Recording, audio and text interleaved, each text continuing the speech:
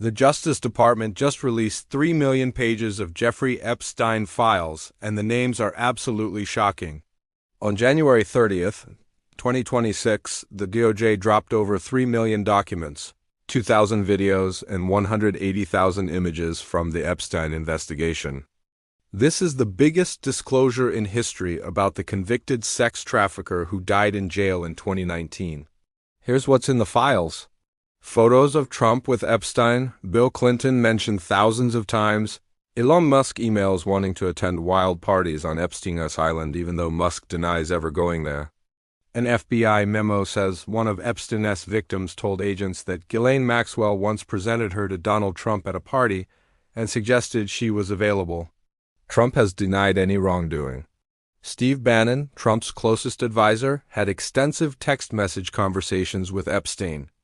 Brett Ratner, the director of Melania Trump's new $40 million Amazon film, appears in photos lying on a couch with Epstein embracing young women.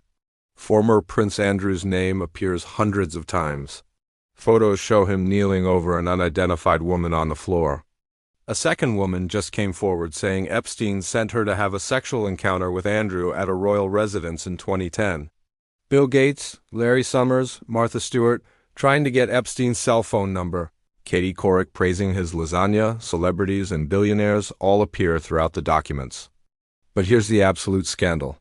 The Justice Department accidentally published dozens of unredacted nude images of victims, some possibly teenagers, with their faces visible. The New York Times had to notify them to take the images down.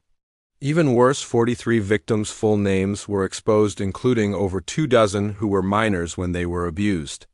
Some names appeared over 100 times with home addresses visible in keyword searches. Attorneys representing over 200 victims called this the single most egregious violation of victim privacy in one day in United States history.